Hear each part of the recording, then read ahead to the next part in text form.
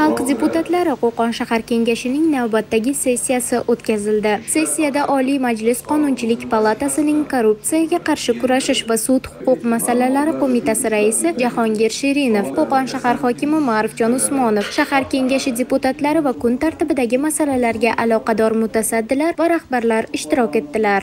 Sessiyada Qo'qon shahrida Prezidentimizning 2025-yilda respublika mahallalarida xavfsiz muhitni yaratish va huquqbuzarliklarning barvaqt oldini olish tizimi samaradorligini yanada oshirish bo'yicha chora-tadbirlar to'g'risidagi qarori ijrosi doirasida 2025-yilning birinchi choragida amalga oshirilgan ishlar tahlil etildi. Bir necha kun davomida parlament ishchi guruhi Qo'qon shahridagi mahallalarda jinoyatchilikning oldini olish, hududlarda kriminogen vaziyatni barqarorlashtirish borasida olib borilayotgan ishlar bilan tanishib, aholi bilan muloqotda bo'ldi. Xalq deputatlari Qo'qon shahar kengashining sessiyasida ushbu o'rganishlar natijasi tanqidiy ruhda muhokama etildi.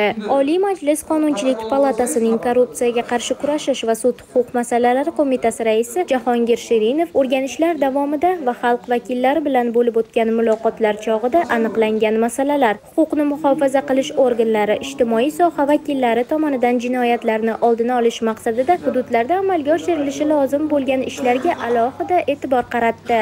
Sessiyada bu borada Qo'qon shahar ichki ishlar boshqarmasi boshlig'i polkovnik Anvarjon Parpiyevning, Qo'qon shahar prokurori Alisher Nazarovning, Qo'qon shahar maktabgacha va maktab ta'limi bo'limi mudiri Irodaxon Mirzayevaning va bir qator mahalla raislarining hisobotlari deputatlar e'tiboriga havola etildi.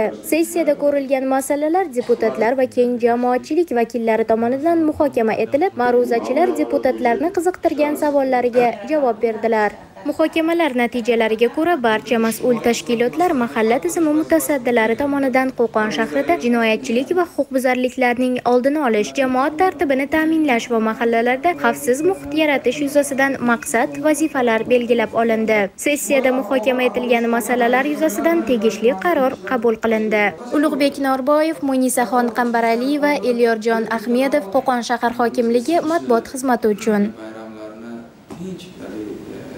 xavotirsiz o'tkazish uchun nima bo'lishi kerak? Yurtimiz tinch bo'lishi kerak, xavotirsiz bo'lishi kerak va eng asosiysi xavfsiz bo'lishi kerak.